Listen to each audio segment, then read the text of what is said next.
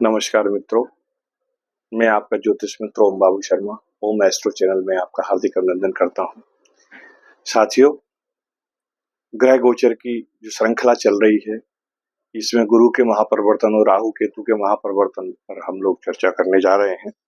जैसा कि विदित है, इस समय मीन राशि में शनिदेव, राहु, शुक्र, बुध चार ग्रहों का गोचर हो रहा है। शनि इस समय अपने स्वयं के नक्षत्र में उत्तरा भाद्रपद में गोचर कर रहे हैं और सूर्य मेष में गोचर कर रहे हैं, मंगल कर्क में, गुरु वृषभ में है और केतु महाराज कन्या में। ये वर्तमान गोचर चल रहा है। तो इस गोचर में हमने पहले जो वीडियो आपको के सामने प्रेषित की है, उसमें मेष राशि, वृषभ राशि, मिथुन राशि, वृश्चिक राशि, मकर राशि, इन सब पर वीडियो, सूर्य राशि, इन सब पर वीडियो हमने आपके सामने प्रस्तुत की हैं। आज हम जो वीडियो लेकर आ रहे हैं वो मीन राशि के ऊपर है। तो दोस्तों, थोड़ा सा ब्रीफ करूंगा मैं मीन राशि के बारे में कि मीन राशि कैसी होती है, इस राशि के लोग का नेचर, स्वभाव या दिखने में कैसे होते हैं। तो चूंकि ये जो मीन राशि है दोस्तों, ये गुरु की राशि है, बृहस्पति की राशि है। बृहस्पति भगवान को कालपुरुष की कुंडली में 2 राशियां दी हुई हैं। एक जो इनका मूल त्रिकोण राशि है, धनु राशि है, जो भाग्य भाव की राशि होती है। दूसरी राशि है, ये मीन राशि है, ये 12th हाउस की राशि है। मीन राशि 3 नक्षत्रों से मिलकर बनी हुई है, पूर्वा भाद्रपद, उत्तरा भाद्रपद और रेवती नक्षत्र। उत्तरा भाद्रपद में शनि स्वयं गोचर कर रहे हैं, इनका अपना जो है नक्षत्र है। उसके बाद ये रेवती में जाएंगे, वो बुध का नक्षत्र है और ये अंतिम नक्षत्र है, वो ये अंतिम राशि है कालपुरुष के जीवन चक्र की।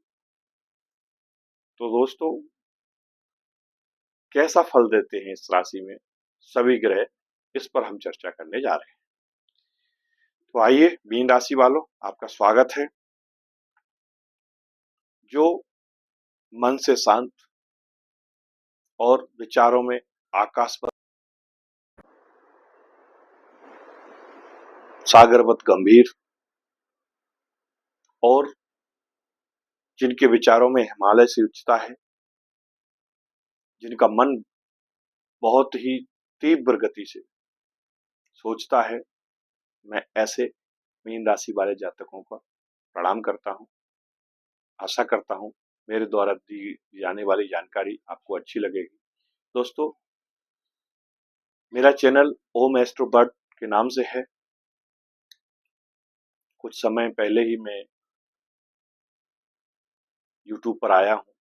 इससे पहले मैं एस्ट्रोलॉजर के रूप में एस्ट्रोसेज पर इन पैनल हूँ, काफी समय से सेवाएं दे रहा हूँ।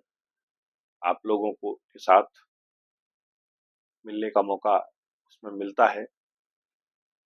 अभी मैं यूट्यूब पर ये जो प्रेडिक्शन है लेकर आया हूँ। उम्मीद करता हूँ आपको पसंद आएगा। कृपया इस चैनल को सब्सक्राइब जरूर करें, यदि अभी तक आपने नहीं किया हो तो इस चैनल को सब्सक्राइब करें, शेयर करें, लाइक करें, बेल आइकन का बटन दबाएं, जिससे आने वाली सभी वीडियो के बारे में आपको नोटिफिकेशन मिलता रहे। साथ ही यदि आप अपना हॉरोस्कोप स्टडी करवाना चाहते हैं, कोई कंसल्टेशन लेना चाहते हैं, काउंसलिंग लेना चाहते हैं, हम लोग काउंसलिंग भी देते हैं दोस्तों। कई बार जीवन की ऊहापोह में व्यक्ति डिसीजन नहीं ले पाता है, कभी व्यापार के क्षेत्र में उसको नहीं समझ में आता है कि मैं क्या करूं, या जॉब के क्षेत्र में उसको पता नहीं चलता है कि मैं कौन सा रास्ता चुनूं, क्या कैरियर चुनूं। तो इसके लिए हम लोग कंसल्टेंसी भी देते हैं। उसके लिए एक निर्धारित शुल्क भी होता है। व्हाट्सएप नंबर हम लोग अपना इसमें दिया हुआ है, डिस्क्रिप्शन में भी है, चैनल में भी है। आप अगर अंदर जाएंगे तो दिखेगा, और ऊपर भी हम थंबनेल में लगा देते हैं। तो मेरा जो नंबर है 84 620 43 032, यानी 84 620 43032। ये मेरा व्हाट्सअप नंबर है। आप इस नंबर पर अपनी बर्थ डिटेल दे सकते हैं। हमसे आप अपना स्लॉट बुक करा सकते हैं और पर्सनल कंसल्टेशन आप ले सकते हैं। हम लोग जो परिवार में डिस्प्यूट होते हैं या तलाक या पति पत्नी में अनबन हो जाती है, इनके लिए भी कंसल्टेंसी देते हैं। जो अक्षम हैं फीस चुकाने में, फीस देने में, उनके लिए हमारी एनजीओ निःशुल्क सेवाएं देती है। तो साथियों, उसमें हमारे लॉयर भी इम्पैनल्ड हैं, रिटायर्ड मजिस्ट्रेट भी इम्पैनल्ड हैं। अगर ऐसा भी कोई व्यक्ति हो तो हमारे साथ जुड़ सकता है और हमें अपना डिटेल भेज सकता है। तो विषय पर आते हैं। मीन राशि। मीन राशि वाले लोग बहुत ही चिंतक होते हैं दोस्तों। इनबिल्ट नॉलेज होती है। ये लोग नए नए चीजों के बारे में ज्ञान अर्जित करना इनके पेशन में होता है, इनके स्वभाव में होता है। डीप थिंकर होते हैं, बहुत अच्छे बुक राइटर होते हैं, बहुत अच्छे रीडर भी होते हैं। साथ ही साथ ये बहुत अच्छे क्रिएटर होते हैं। डीप थिंकर होते हैं, जैसा कि मैंने आपको बताया। एकांत में रहना इनको पसंद होता है।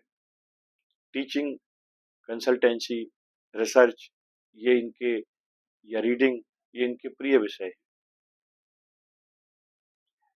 ऐसे व्यक्तियों को यदि संपादकीय के क्षेत्र में जाना चाहिए या अपना प्रेस खोल के पुस्तकें जो लोग अपना पब्लिश कराते हैं, अपना पब्लिक हाउस खोलना चाहिए। ऐसे लोगों को अनाथ आश्रम में सेवाएं देना चाहिए। ऐसे लोगों को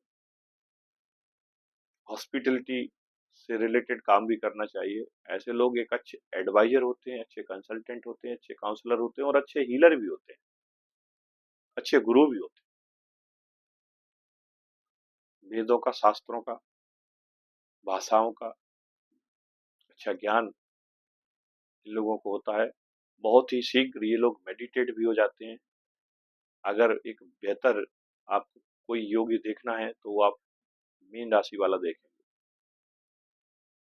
कुंडली जागरण हो या किसी भी तरह की यौगिक क्रियाएं हो, ये लोग बहुत अच्छा करते हैं। तो वर्तमान में शनि लग्न में आकर बैठे हुए हैं। शनि भी आपको पता है वैराग्य के कारक हैं। वो भौतिक सुख सुविधाओं में लिप्त नहीं रहते हैं और कर्मयोगी हैं, दंडाधिकारी हैं, न्यायाधीश हैं। वो आकर जो है लग्न में आपके बैठे हुए हैं। साथ में राहु महाराज हैं। शुक्र भी उच्च के होकर साथ में विराजमान है। बुध नीच के होकर यहाँ बैठे हुए हैं मीन राशि में। हालांकि नीच भंग योग बन रहा है। कहीं ना कहीं पिशाच योग भी, शनि और राहु जब एक साथ बैठते हैं तो ये पिशाच योग भी बनाते हैं। तो इनके दुष्प्रभाव से आपको बचना है, क्योंकि ये आपको मानसिक संताप संताप दे सकते हैं। आपकी ढैया शनि का आपका 7.5 भी चल रहा है, सेकंड चरण में आप हैं, तो आपको स्वास्थ्य से रिलेटेड ध्यान रखना है। थोड़ा सा कंफ्यूजन से बचना है, क्योंकि राहु पांचवी दृष्टि आपके 5वें घर पर, आपके एजुकेशन हाउस पर दे रहे हैं, आपके प्रेम के घर पर दे रहे हैं। तो यदि कोई लव रिलेशनशिप में है, मामला वहां खराब कर सकते हैं। आपको संयम बरतना है, वाणी पर संयम रखना है और व्यवहार में संयम रखना है। सेवंथ दृष्टि राहु और शनि अपनी सीधे बुध और शुक्र, ये चारों ही घर अपनी 7वीं दृष्टि आपके 7th हाउस पर डाल रहे हैं। और जो 7th हाउस है आपकी पार्टनरशिप का घर है, आपके फैमिली का घर है, दाम्पत्य का घर है। तो दोस्तों, यहाँ भी मामला ये खराब कर सकते हैं, उस पर आपको थोड़ा सा ध्यान देने की जरूरत है। हालांकि कुछ समय बाद ये चीजें बदल जाएंगी, और शनि तो यहीं रहने वाले हैं अभी लंबे समय तक, 2.5 वर्ष तक ये नहीं हिलने वाले यहाँ से। लेकिन चूंकि अपने खुद के नक्षत्र में है, उसके बाद बुध के नक्षत्र में जाएंगे, तो वो भी उनका मित्र का नक्षत्र है और गुरु की राशि में शांत रहते हैं, बहुत उपद्रव नहीं करते हैं, क्योंकि गुरु महाराज गुरु हैं, ज्ञानी है, उनका रेस्पेक्ट भी करते हैं। हालांकि गुरु इनको नहीं लाइक करते, पर ये रेस्पेक्ट करते हैं गुरु का। और कहीं ना कहीं बुजुर्ग हैं, वृद्ध ग्रह हैं, बड़े हैं, बृहद हैं, तो धीरे धीरे असर देते हैं, प्रभाव डालते हैं शनि। शुक्र भी कुछ समय में अभी अस्त उदय हो जाएंगे, तो उनके भी आपको अच्छे परिणाम देखने को मिलेंगे। क्योंकि उच्च के शुक्र हैं। तो हालांकि बचना है नशे से, क्योंकि राहु महाराज बैठे हैं शुक्र के साथ, लंपट योग बनाते हैं, नशे की आदत लगा देते हैं, कई बार आलस से फैला देते हैं, मन से भ्रमित कर देते हैं आपको। गुरु फेवरेबल है, थर्ड हाउस में बैठे हैं, वहां से हालांकि गुरु की दृष्टि में तो अमृत होता है, आपके लग्न के स्वामी है, आपकी राशि के स्वामी है, और आपके 10th हाउस के कर्म में आपके गुरु है, आपके लग्न के स्वामी है, तो कहीं ना कहीं आपके लिए तो बेनिफिशियल है। 7th हाउस से अपने भाग्य भाव को देख रहे हैं, वहाँ जो भाग्य भाव उसमें आपके भाग्यश हैं, इनके मित्र हैं, मंगल है। मंगल जो है नीच के होकर कर्क में बैठे हुए हैं 5वें घर में, थोड़ा सा यहाँ भी ध्यान देने की जरूरत है, क्योंकि कर्क में मंगल चूंकि वो जल की राशि है, असहज महसूस करते हैं, कंफर्ट नहीं होते, इनका प्रभाव, इनका तेज है, एनर्जी लेवल है, डाउन हो जाता है। तो कहीं ना कहीं इधर राहु से भी दृष्ट है, 5वीं दृष्टि राहु की भी पड़ रही है, तो उसका भी इम्पैक्ट आता है, तो हमारा जो एनर्जी लेवल है वो थोड़ा सा गिर जाता है। उसको मैनेज करके आपको चलना है, हताश नहीं होना है, उदास नहीं होना है, आलस्य से बच के रहना है, और काम में लगे रहना है, क्योंकि शनि यही मांगते हैं कि आप चरामेती चरामेती चलते रहिए, सने सने चलते रहिए। शनि आपसे यही चाहते हैं, पंक्चुअल होकर अपना काम करिए। यदि आप कर्म करोगे तो शनि फल देंगे, इसमें कोई दो राय नहीं। हाँ, थोड़ा सा ऐसा होता है कि जब हम चाहते हैं तब शायद हमको वो फल नहीं मिलता है, लेकिन मिलता जरूर है। जब शनि चाहते हैं, जब उनको लगता है कि व्यक्ति अब उपयुक्त हो गया, ये फल अब इसको देना चाहिए, ये अब इसका सही उपयोग करेगा समाज हित में, तब जाकर आप वो उपलब्धि हासिल कराते हैं। सूर्य भी अभी मेष में है, उच्च के हैं, 2nd हाउस में बैठे हुए हैं, हालांकि थोड़ा सा फैमिली में आपको प्रॉब्लम क्रिएट कर सकते हैं, लेकिन आपकी पहचान उजागर करेंगे, आपको परिवार में मान सम्मान मिलेगा, आपकी बात को सुना जाएगा, लीडरशिप क्वालिटी देते ही सूर्य, आपको पता है, तो कमान आप संभालोगे कुटुंब परिवार की, और वो लोग आगे करके आपको पेश करेंगे समाज के सामने। मंगल की जो दृष्टि है उससे थोड़ा सा बचना है, क्योंकि ये चौथी दृष्टि नीच के मंगल है, 8th हाउस पर जा रही है, चोट चपेट से बचना होगा। कहीं ना कहीं इनकी जो अष्टम दृष्टि है वो आपके 12th हाउस पर जा रही है, तो अस्पताल से, जेल से भी संबंध बना देते हैं कई बार, इससे भी थोड़ा सावधान रहने की जरूरत है दोस्तों। हाँ, यदि आप विदेश जाना चाहते हैं एजुकेशन के रिगार्डिंग या जॉब के रिगार्डिंग, तो ये समय मंगल आपको सपोर्ट करेंगे, एजुकेशन के लिए खास तौर से आपको सपोर्ट करेंगे, क्योंकि वो बैठे ही 5वें हाउस में और देख रहे हैं लाभ घर को, 11th हाउस को भी देख रहे हैं, 12th हाउस को भी देख रहे हैं, तो यहाँ आपको बेनिफिट मिल जाएगा। सूर्य आपकी जो होरोस्कोप है उसमें 6वें घर के मालिक हैं, यानी कि पराक्रम हाउस होता है, ये रोग रिपू ऋण का घर होता है, कंपटीशन का हाउस होता है, ये प्रतिस्पर्धा का घर होता है। तो यहाँ बैठ के और धन भाव में बैठे हुए हैं, तो यानी आप जॉब में प्रयास करके, मेहनत करके सफल होंगे और धन लाभ मिलेगा आप, कहीं ना कहीं ये चीज दर्शाती है। इसके साथ साथ यदि हम बात करें शनि की दृष्टियों की, शनि महाराज की तीसरी दृष्टि 3rd हाउस पर है, ये इनका अपना कारक भाव है, यहाँ ये अच्छा शनि को बोलते हैं, 3rd हाउस में बैठ के शनि अच्छे परिणाम देते हैं। हालांकि इनकी दृष्टियां थोड़ा बाधा उत्पन्न करती, चीजों को डिले करती, पर काम होता है, तो मेहनत ज्यादा करवाएंगे आपसे। आपको, आप ये मान के चलिए, अगर आप 2 घंटे काम कर रहे हैं तो आपको काम के घंटे बढ़ाना पड़ेगा, डबल मेहनत करना पड़ेगी, तब आपको रिजल्ट मिलेंगे। इनकी 10वीं दृष्टि इनके आपके 10वें हाउस पर जा रही है, हालांकि गुरु भी कहीं ना कहीं वहाँ अपनी, गुरु की अपनी राशि है, तो गुरु भी आपको कहीं ना कहीं सपोर्ट करेंगे, और साथ ही साथ वो आपके लाभ हाउस को देख भी रहे हैं गुरु महाराज। 7th हाउस से भाग्य पर दृष्टि है उनकी, 7वीं दृष्टि भाग्य पर है, 5वीं दृष्टि आपके दाम्पत्य पर है, आपके व्यापार के हाउस पर है, और 9वीं दृष्टि इनकी जो जा रही है वो आपके लाभ भाव पर जा रही है, इच्छा पूर्ति के भाव पर जा रही है। इसीलिए मेरा आपसे कहना है कि यदि एजुकेशन से रिलेटेड या कोई कंपटीशन से रिलेटेड काम आप कर रहे हैं तो निश्चित तौर से सफलता के योग उसमें आने वाले टाइम में बनेंगे। तो आप हताश मत होइए, हिम्मत नहीं आई, मत हारिए। ये थोड़ा सा टाइम है जहाँ आपको राहु और शनि कहीं ना कहीं डिप्रेशन दे सकते हैं, बड़ा आलस्य दे सकते हैं। केतु भी बैठे हुए हैं आपके 7th हाउस में, थोड़ा डिटैचमेंट के कारक होते हैं, आपको पता ही है। तो ये भी कहीं ना कहीं पत्नी से या पति से आपका झगड़ा करा सकते हैं, पार्टनरशिप से भी आपकी बिगाड़ खाता करवा सकते हैं। लेकिन यदि गुरु आपके ठीक है लग्न में, आपकी जन्म पंत्री में, आपकी यदि जो आपका हॉरोस्कोप है उसमें गुरु की पोजीशन ठीक है, डिग्री वाइज ठीक है, अपने मित्र राशि में बैठे हैं, स्वयं की राशि में बैठे हैं, तब फिर कोई चिंता की बात नहीं, फिर ये आपके लिए फेवरेबल है। हालांकि गुरु कभी किसी का लॉस नहीं करते, गुरु तो पवित्र हैं, उनकी दृष्टियां भी पवित्र हैं, अमृत वर्षा होती है उनकी दृष्टियों में। लेकिन जो राहु है ना, इनसे लोग बहुत डरते हैं, ये बहुत खतरनाक है। महाराज लग्न में ही बैठे हुए हैं और अभी ये चले जाएंगे आपका 18 मई को इनका ट्रांजिट हो जाएगा और ये पहुंच जाएंगे आपके 12th हाउस में, कुंभ राशि।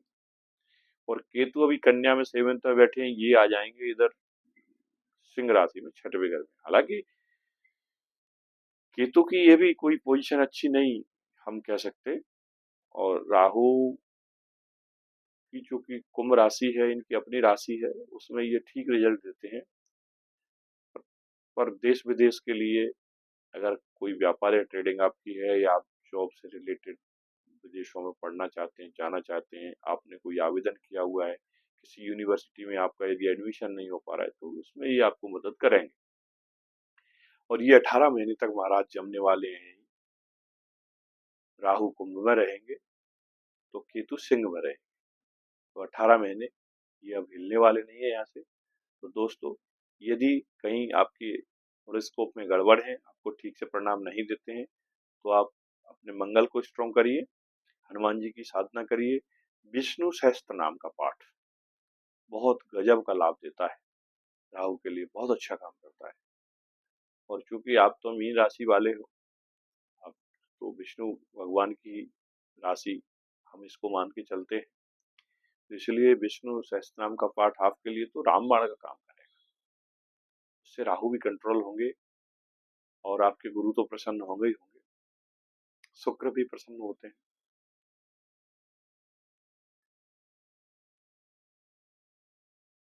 सूर्य अभी आपकी मेष में है, उच्च के हैं, 2nd हाउस में है, थोड़ा सा वाणी में स्पष्टता ला देते हैं, तो कटु न बोले, बैलेंस करके चले, नहीं तो ये कई बार परिवार में झगड़े विवाद करा देते हैं। 15 के बाद इनका भी ट्रांजिशन हो जाएगा और ये पहुंच जाएंगे वृषभ में, आपके 3rd हाउस में। 3rd हाउस से सूर्य आपके भाग्य भाव को देखेंगे, ठीक रिजल्ट देंगे, कोई इसमें डरने घबराने की बात नहीं है। बस थोड़ा सा स्वास्थ्य का ख्याल रखना है और मन को विचलित नहीं होने देना है दोस्तों, क्योंकि राहु का ही काम है, छलिया है राहु, है ना। और ये क्या है कि पूर्वाग्रह से ग्रसित है, इसके अंदर इतनी शक्ति है कि पहले से इसको पता चल जाता है क्या होने वाला है। तो ये कई बार हमें इस तरह के उलझनों में डाल देता है, कंफ्यूजन में डाल देता है। तो राहु के प्रभाव से बचना है। शनिवार को शनि मंदिर जाइए, शनि की 7.5 चल रही है। मंगलवार को हनुमान जी के मंदिर जाइए, इस गोचर में आपके लिए बेनिफिशियल होगा। एक बार पुनः मेरा आपसे आग्रह है, कृपया चैनल को सब्सक्राइब जरूर करें। यदि आपको मेरे द्वारा दिया गया प्रेडिक्शन और जानकारी लाभदायक लगे, आपके मतलब की लगे, देखिए होता क्या है साथियों, एक ही राशि के बहुत लोग होते हैं, एक ही लग्न के बहुत लोग, करोड़ों लोग। तो जरूरी नहीं है कि हम जो प्रोडक्शन दे रहे हैं ये सभी लोगों के लिए सटीक लगे। जिनकी 12 नंबर में जिसके चंद्रमा है या लग्न में 12 अंक लिखा हुआ है कुंडली के पहले हाउस में, पहली बात तो ये है कि ये गोचर की चर्चा उन लोगों के लिए है। दूसरी बात ये है कि कई बार होता क्या है कि हम एक ग्रह से कोई प्रोडिक्शन नहीं कर सकते। कई बार होता क्या है, हम राशि के आधार पर ये मान लेते हैं या लग्न के आधार पर मान लेते हैं, ये भी 50-50 काम करता है। जब किसी गोचर के प्रभाव को आप जानना चाहते हैं या सुनना चाहते हैं, तो उसमें आप 50% मान के चलिए कि यदि आप मीन लग्न के हैं या मीन राशि के हैं तो 50-50। यदि आपकी राशि दूसरी है और लग्न दूसरी है, माने मीन लग्न है और कुंभ राशि के हैं, या मीन राशि है और आप सिंह लग्न के हैं, तो चीजें बदल जाएंगी, 50-50 हो जाएगा मामला। तो ये समझने की जरूरत होती है। गोचर पर ये जो वीडियो आप लोगों के लिए हम लोग बनाते हैं, उसका वजह ये है कि लोग तत्काल जानना चाहते हैं, वर्तमान जानना चाहते हैं। उनको बहुत आने वाले टाइम के बारे में नहीं जानना है, अभी का जानना है। तो इसलिए साप्ताहिक राशि फल देते हैं, दैनिक राशि फल देते हैं हम लोग, जिससे कि आप लोग एक इंडिकेशन आपको मिले कि कौन से रास्ता आपके लिए ठीक है, कौन सा रास्ता आपके लिए अभी ठीक नहीं, उपयुक्त नहीं है, कहाँ हमको अभी तैयारी करना है, उसके बाद आगे बढ़ना है, और कहाँ हमको अभी क्विक डिसीजन लेना है और आगे बढ़ जाना है। तो यही सब चीज गोचर पर जो वीडियो रहती है उसके माध्यम से आपके सामने परोसी जाती है। तो मैं यही दुआ करूंगा भोले बाबा से, कल्याण करें आपका, और ये गोचर में आपको अधिक से अधिक फायदा दे। मेरा एक और आग्रह है दोस्तों, आप अपने माँ बाप की सेवा करें, उनको धर्म यात्रा कराएं। यदि उनसे दूर हैं तो एक बार फोन पर बात जरूर करें। गौ माता की रक्षा करें। गुरुवार के दिन गाय को रोटी अवश्य खिलाएं। आपके राशि के स्वामी हैं गुरु, आपके लिए बहुत बेनिफिशियल होगा। धन्यवाद दोस्तों, मिलते हैं अगली वीडियो।